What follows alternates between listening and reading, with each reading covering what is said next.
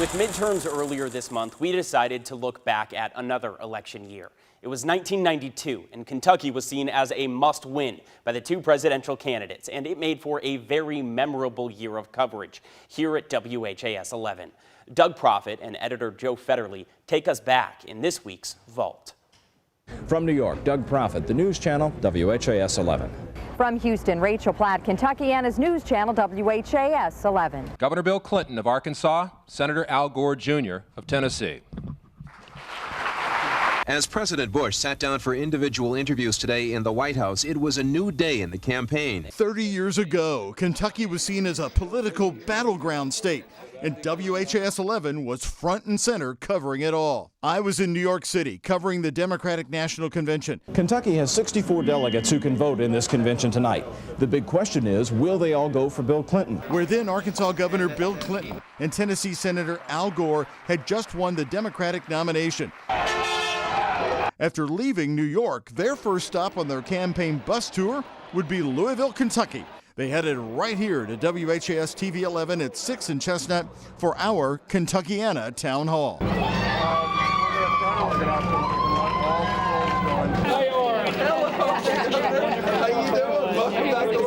We appreciate your cooperation. A heavy police presence. And protesters, the national media working out of our basement, and a who's who of political names. Hi, how are you all? Hi. It was a major event with all hands on deck for the hour-long forum. Take one. She's going to jump in soon.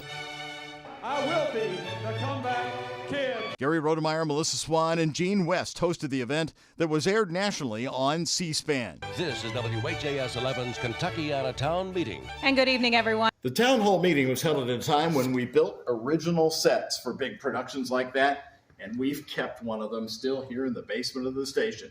That was the logo from that night. The station was packed. The people in our studio tonight represent a cross-section of our community. And now he says to you tonight, why should I trust the Democrats again?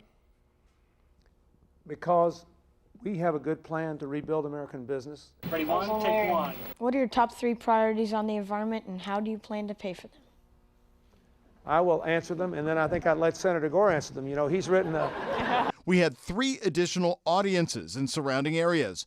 I went from New York straight to Scottsburg, Indiana, where people were concerned about education. I'd like to know if Governor Clinton has any plans to make college more affordable to the middle-class student. I want to have the federal government provide a universal low-interest loan program. Rachel Platt covered West Louisville. Just a few weeks later, Rachel was in Houston covering the Republican National Convention. The vice president has said all along this will be his speech, what he wants to say, not what the handlers suggest he say. Then in October, Gary Rodemeyer went to the White House for a sit-down with President George H.W. Bush. Now, you've been able to put together a conservative coalition in that state, even though we have a 2-to-1 Democratic registration. How do you think you can do there this time, and how can you regain those votes? We're going to win Kentucky, some of it by pointing out the Clinton-Gore record. They're proposing a carbon tax. Take that one out to the coal fields of Kentucky try that one on. We don't need more taxes on people. Both candidates saw Kentucky as a key state to win, making several stops and courting the local media. It was a presidential race Kentucky and everyone here at WHAS 11 will never forget.